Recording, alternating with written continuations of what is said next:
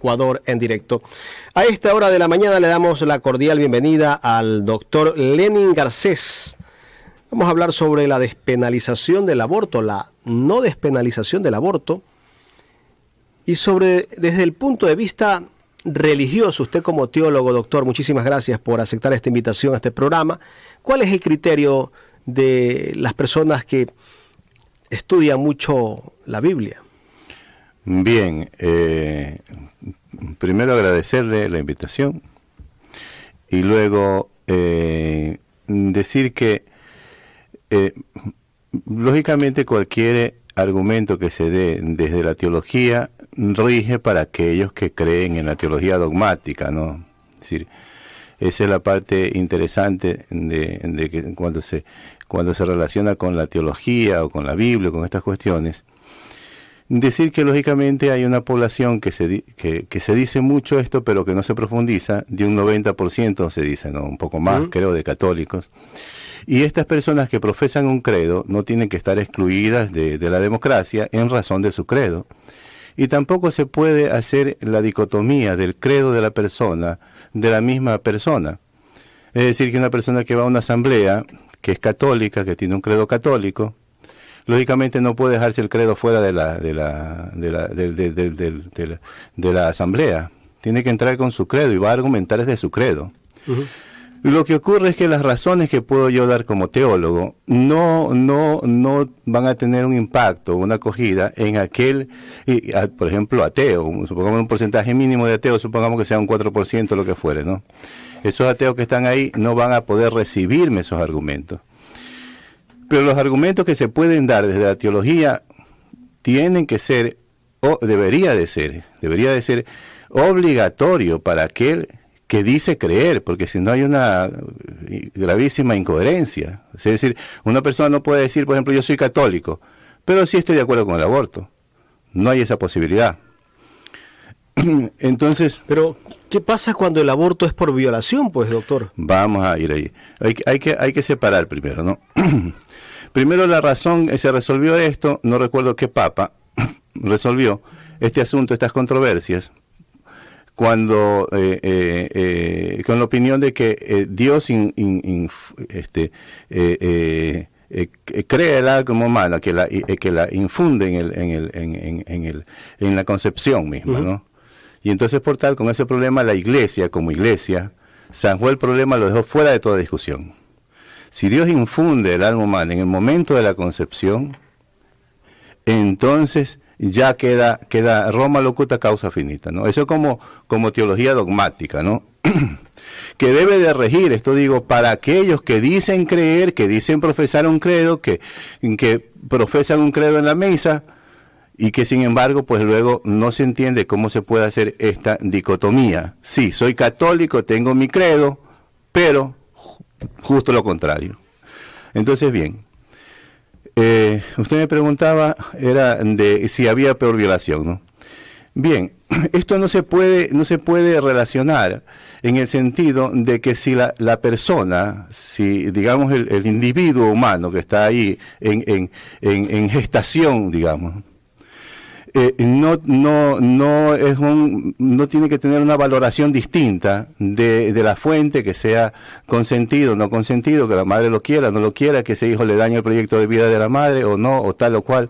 Son cosas irrelevantes cuando lo vemos desde el punto de vista del individuo en gestación. Es decir, si el individuo en gestación pudiese reclamar, pues a mí no tiene nada que ver. ¿Qué me interesa quién me hizo? ¿Qué me interesa, no?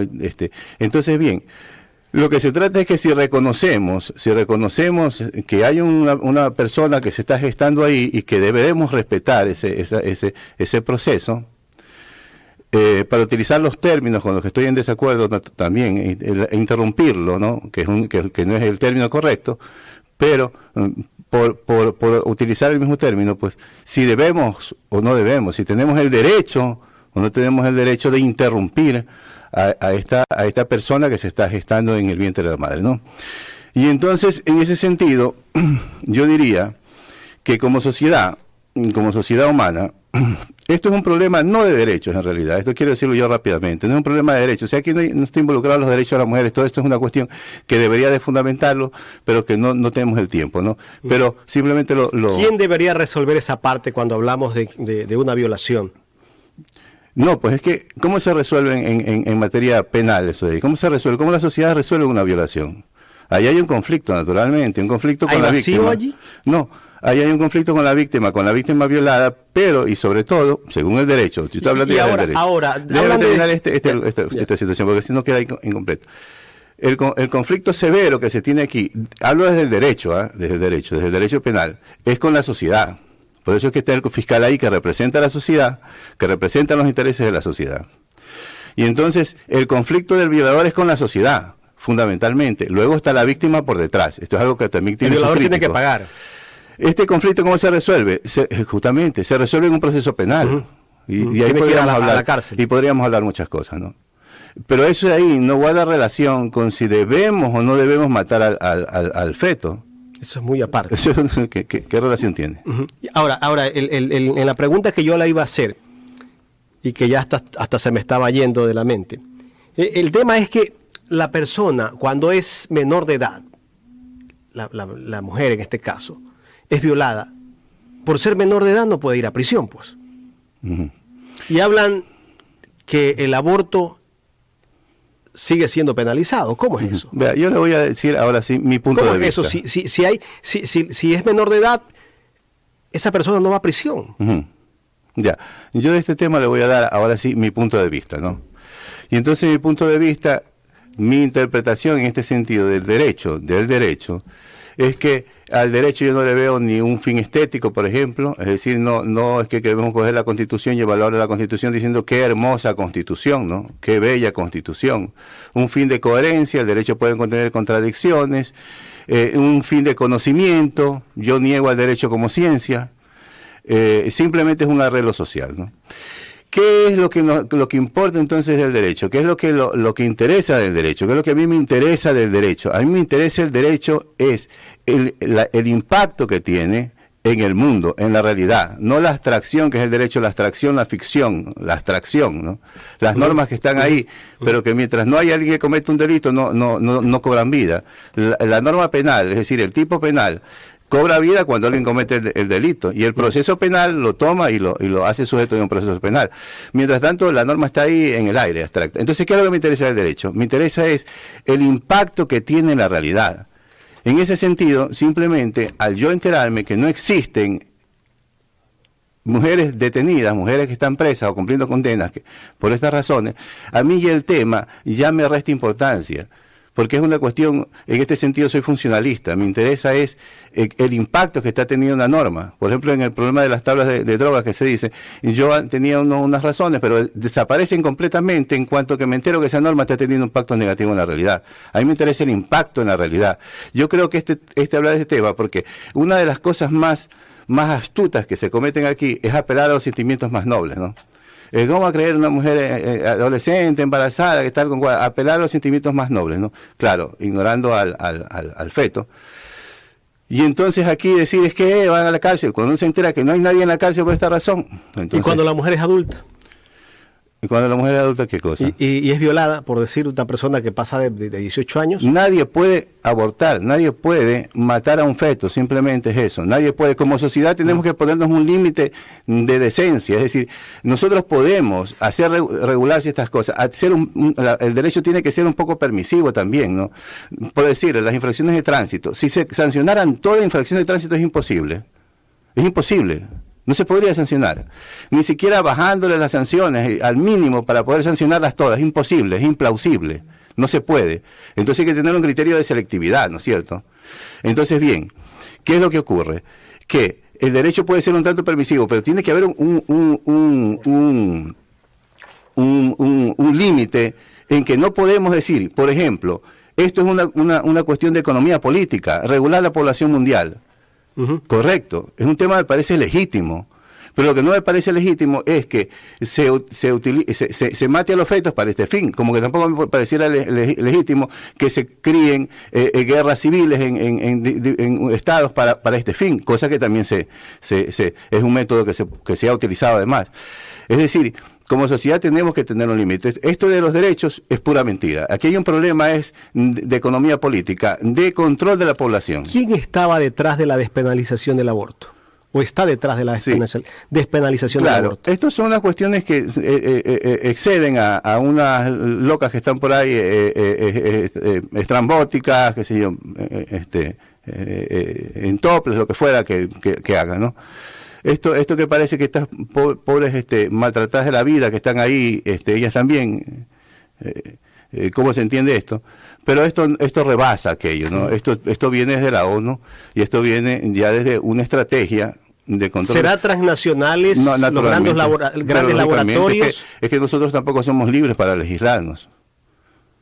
Primero porque no tenemos un derecho internacional territorialista como tiene Estados Unidos, una soberanía. Nosotros hemos cedido una soberanía, no digo que esté mal, ¿no? Pero reconocemos instrumentos internacionales, viene la Corte Interamericana y nos ordena, ¿no? Y entonces no estamos legislando.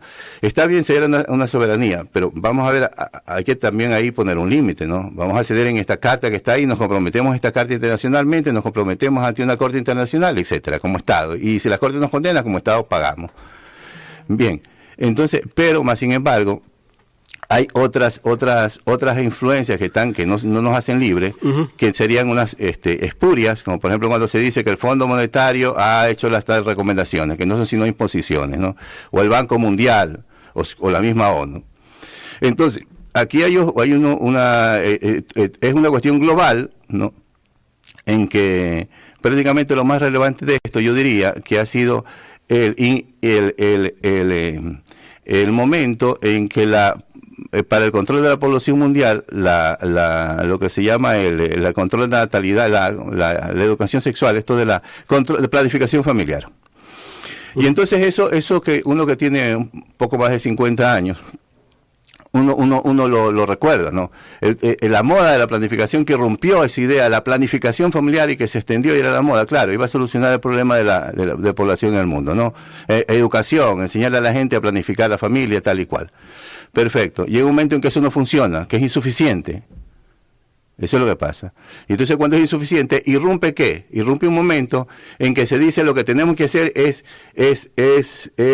cambiar los roles. Esto de la familia, esto de una mujer que está ahí pariendo y tal, hay que cambiar los roles del hombre y la mujer, y entonces ahí se encuentran con que el trabajo estaba hecho, porque Simone de Beauvoir, la mujer de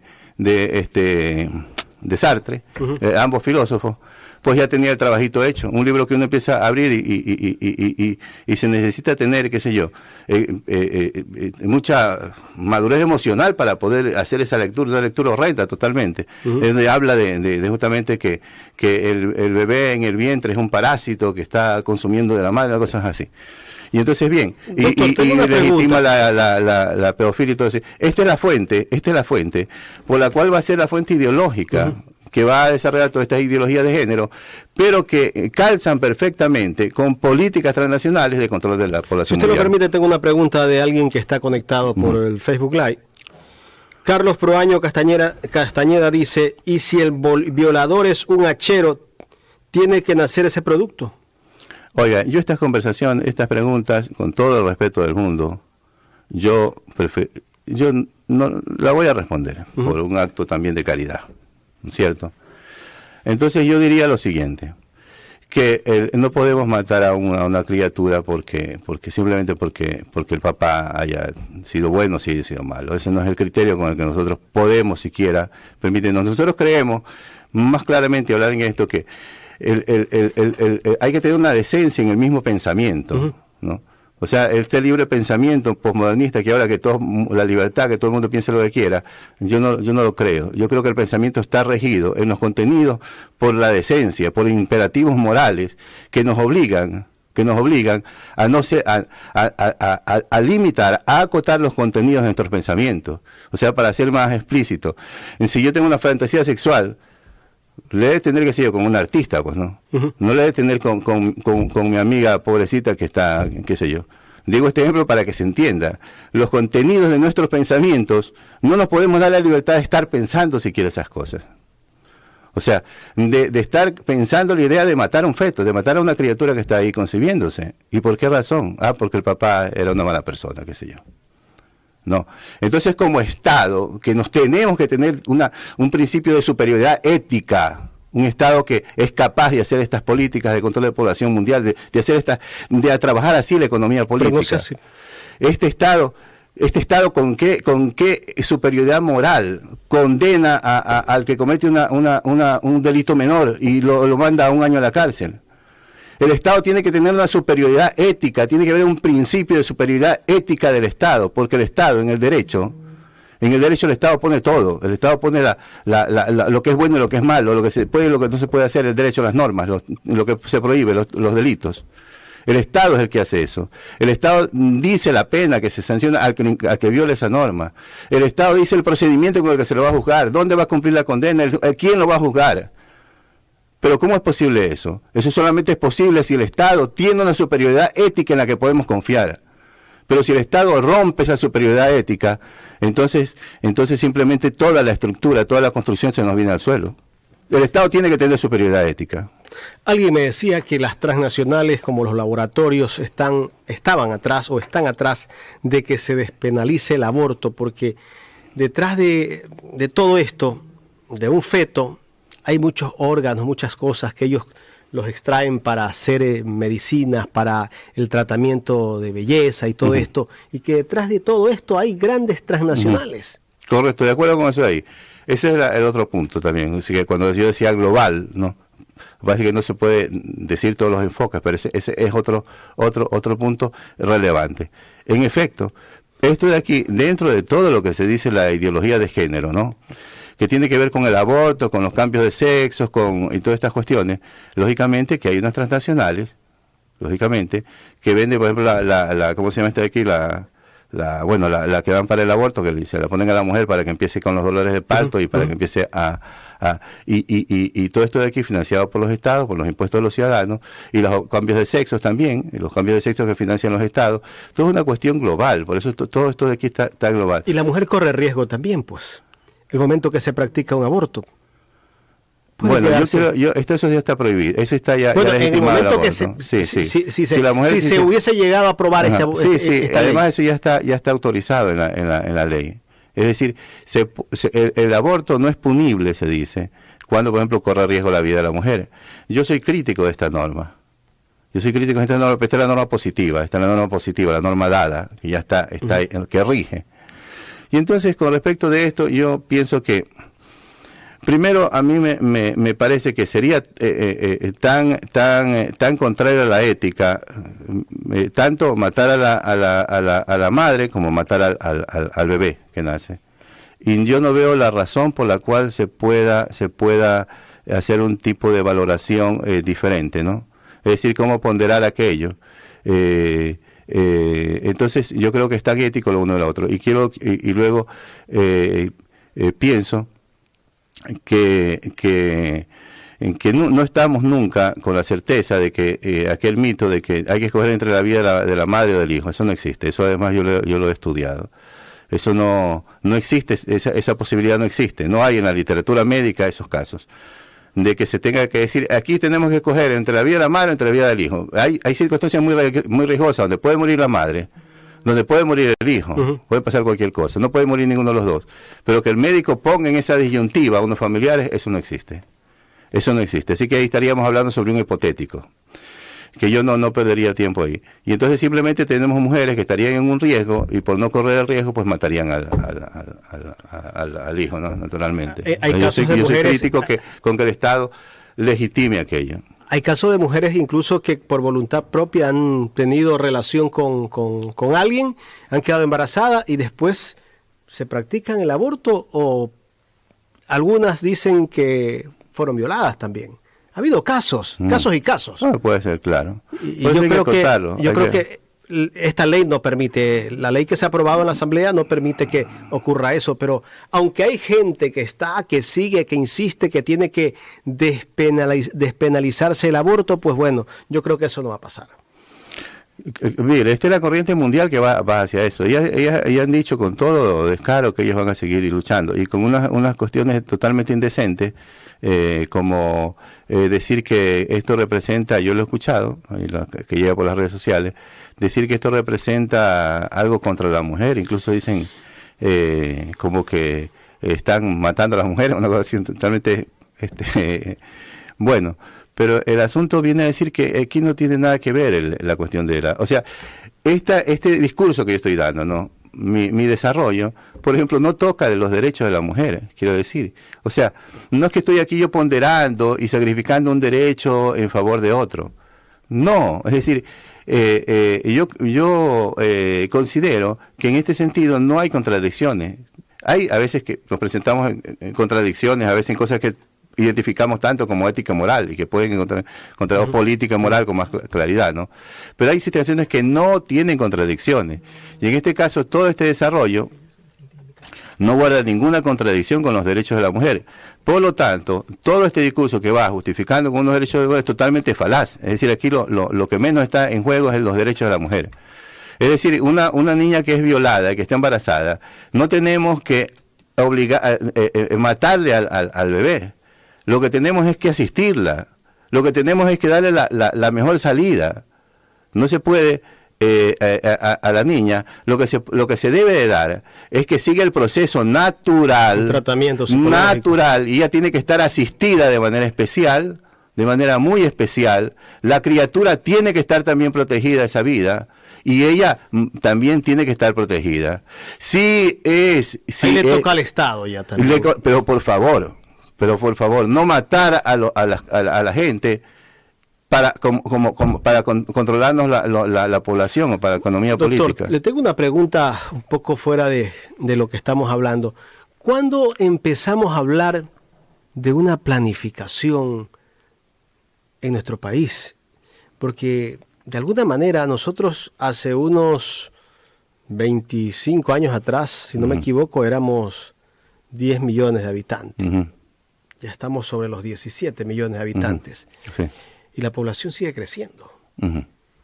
Y el Estado no toma ninguna decisión. No hay un político que hable de este tema.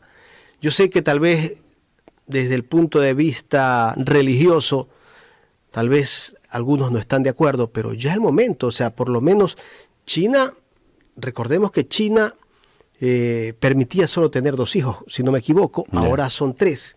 Ahora ya, porque se han dado cuenta que la población china envejeció y que necesitan tener nuevos seres jóvenes. Ya.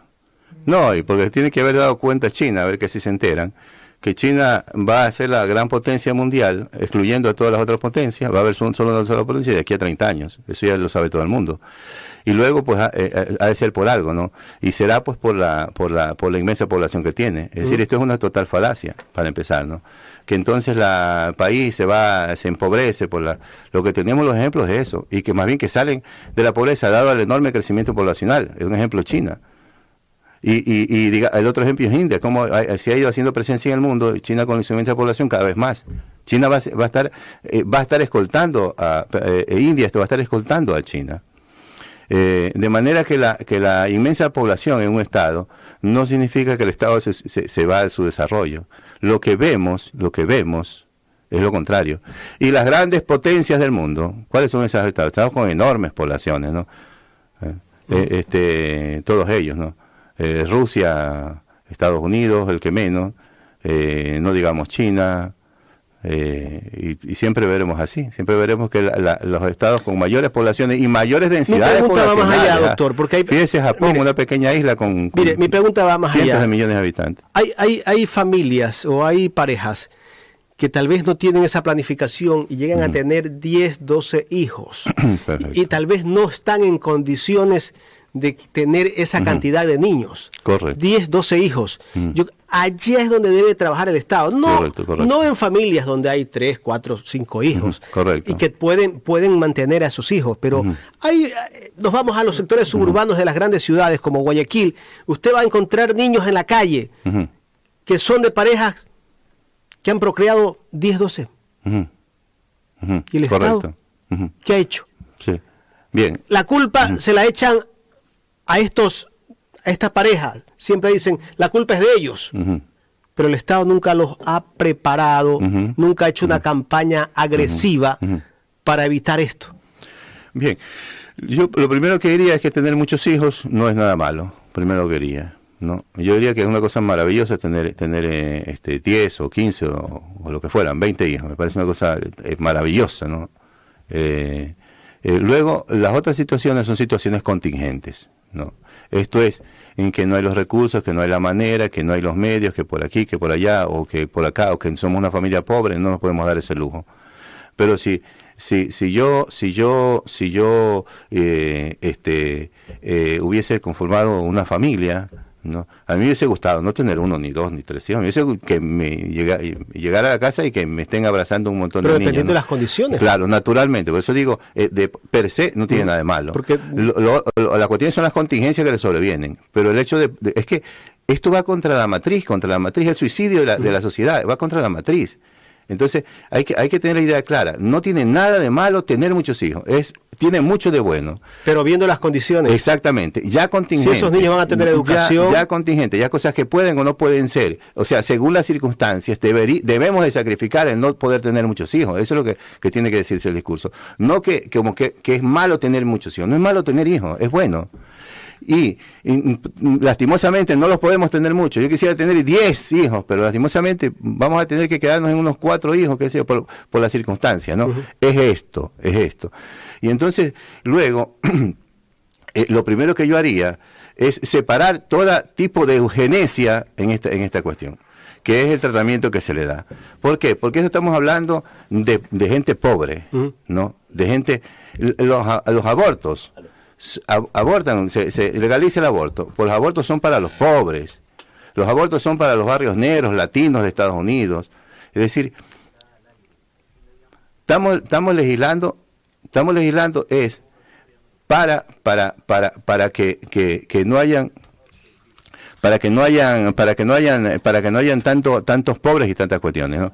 Bien, la cuestión no es matarlos, ¿no? La cuestión no es ni provocar guerras civiles, ni legislar para que aborten estas familias, ni nada. Debería haber una planificación. Puede haber planificación familiar, sí, eso sí. Sobre eso sí, naturalmente estamos totalmente de acuerdo, ¿no? La educación sexual, pues una educación sexual integral desde la infancia, lógicamente, ese sería métodos de prevención. No se puede violar el orden natural, ¿no? No se puede violar el orden natural. O sea, no se puede, es decir, yo puedo... Ahí tenemos que tener también hay decencia, ¿no? Es decir, yo digo, por ejemplo, el acto de comer es un acto natural, por ejemplo, entonces yo diría, bueno, si come el hombre es algo natural, pero hay algo artificial porque utilizamos cubiertos, ¿no? Es natural, ahí ahora que se dice que el aborto, el matrimonio es natural, yo soy crítico de eso, el matrimonio no es un hecho natural, es un hecho cultural, es un hecho que lo da la cultura, que lo da el derecho. Entonces, bien, el hecho natural de la intimidad del amor, no podemos nosotros convertirlo en ese gesto, digamos que tiene cierta falsedad, cierta situación en la etiqueta, ¿no? de Occidente, de los cubiertos. No podemos meter ahí una situación que sea una cuestión de orden artificial, ¿no? De manera que a mí me parece que el sexo se tiene que vivir con amor según el orden natural. Ningún hombre debe de admitirle a una mujer esa condición. ¿Sin prevención, doctor? Y naturalmente. Pero es que la persona casta no tiene esos problemas, eso es. La persona casta es la mejor garantía que se le da a una mujer. El hombre casto y que la mujer conoce que es un hombre casto es la mejor garantía. Y la mujer casta, que el hombre sabe que es casta, es la mejor garantía. Aquí no tiene por qué haber cosas de por medio. Ni por qué un hombre tiene que admitirle eso a una mujer, ni por qué una mujer se lo tiene que admitir a un hombre. Doctor, quiero agradecerle por haber asistido a esta entrevista. Gracias a usted.